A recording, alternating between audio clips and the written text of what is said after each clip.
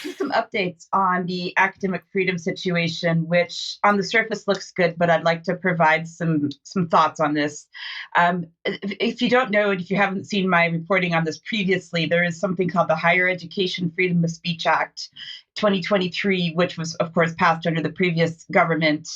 As soon as Labour got in, essentially, the new Education Secretary, Bridget Phillipson, decided to halt it because she had concerns that the law was potentially damaging to student welfare. She was talking about anti-Semitism and other things like this, that she thought of hate speech would be hurting people's feelings.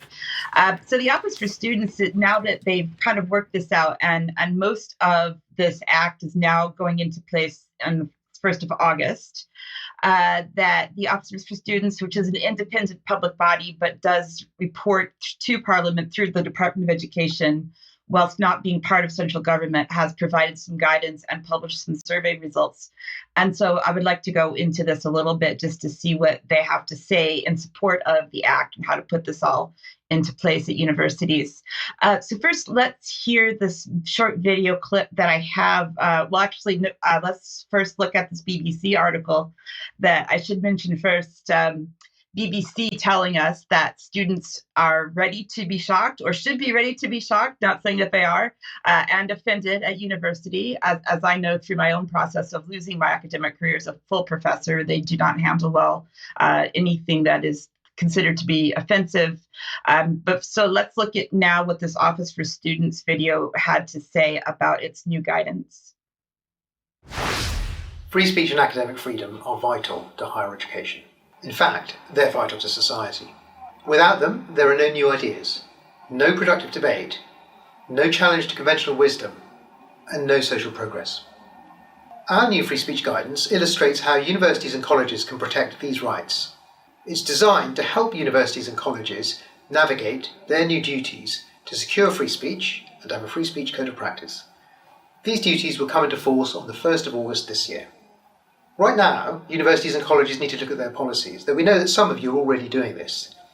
These could include things relating to personnel, so appointments, promotions, disciplinary processes, governance and decision-making where it affects free speech, research ethics, your existing free speech statement and code of practice, and student and staff training materials should include freedom of speech, as set out in the guidance, and you should provide induction to ensure that your students and staff understand their own free speech rights. You can see the guidance and find out more about free speech and academic freedom on our website. So we'll put a link in the show notes to the complete guidance if you want to look at all the detail. But basically what I would like to say, I guess a really important part of the guidance is that they have a framework now that they have recommended for determining whether or not there is an issue or not with free speech and whether or not it should be something that gets pursued and investigated with 3 steps. The first step is asking whether the speech is within the law. And that's another question entirely about unlawful speech. There are people like myself and Professor Dennis Hayes, the Director of Academics for Academic Freedom, who believe that all speech is just speech, and there shouldn't be anything lawful about any words because there's no actual violence or anything taking place, but that's another debate. Step 2 is asking if there are any reasonably practicable, that's a difficult word to say, steps to secure the speech, and if yes, take those steps and do not restrict the speech. The guidance illustrates other factors that may affect or not affect what is reasonably practicable. So we need to read the guidance for that. And step 3, are any restrictions prescribed by law and proportionate under the European Convention on Human Rights? And I would have to say that this is one of the things that happened to me was because I have my own views on sex and gender, for example, that those were one of the reasons that I lost my academic career. So let's look separately a bit at both students and academics and how this will affect them. Here's another video from the Office for Students explaining to students that they do have the right to free speech after all.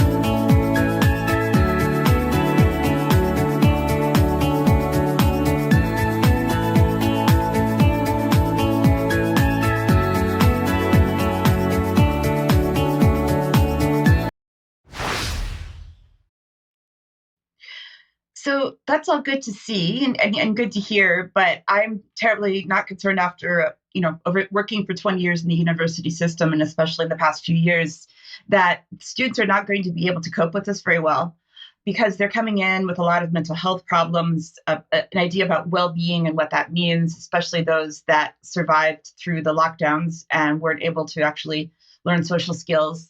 Universities are sort of coddling these students as well, providing these so-called safe spaces on campus where students can go and cry and have someone make a cup of tea and have a therapy dog, as they call them.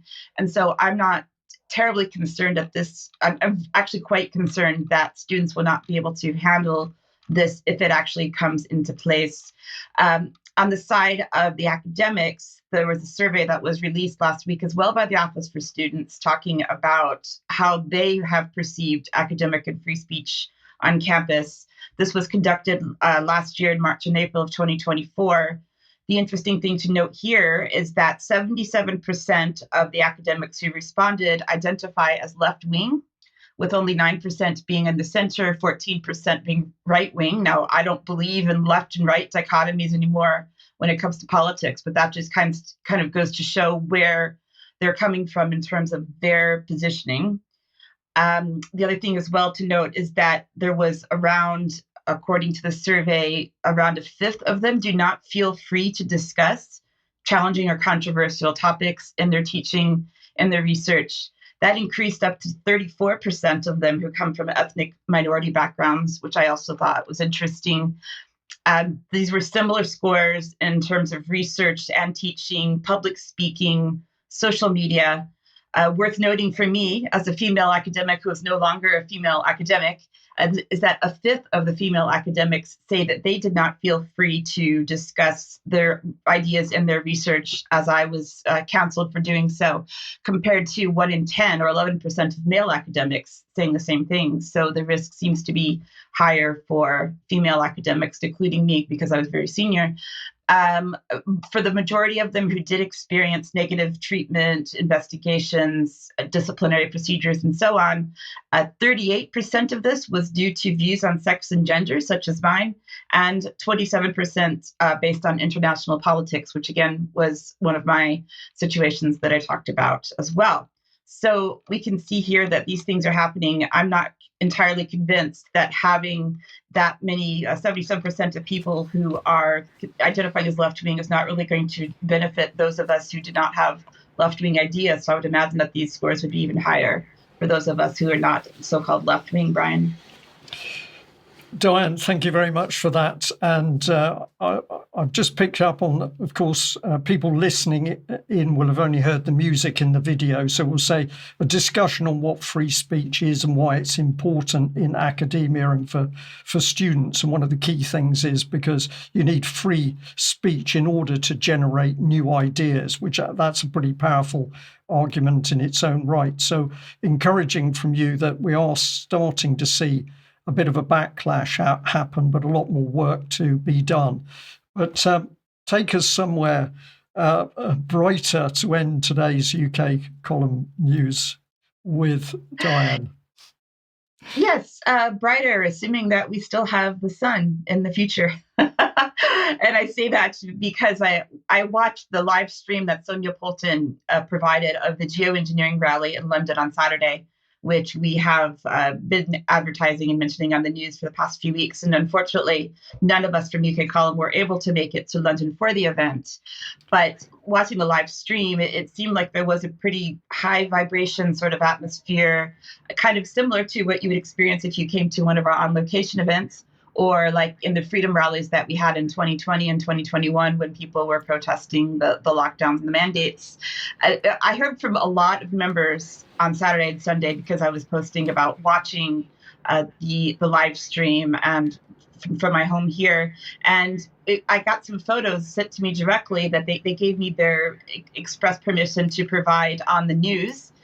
Here's one from Mark wearing his UK Column t-shirt, which he said got some compliments. So that was really good to hear. So I guess we were actually represented by some t-shirts and so on, even though none of us were able to make it. So that was really good to see. It was good to see that there was such a good environment for such a discussion of what is, of course, a serious topic to many of our members. So, but really good to see that. Diane, thank you very much. Yes, huge thank you to everybody supporting the column. We're here because of you, and we do remember that every day. We must finish today's news. A lot of heavy material today. It needs to be put on the table. Don't get distracted with everything happening overseas. The biggest danger, we believe, is in this country, and it's unfolding really quickly. Let's get it exposed.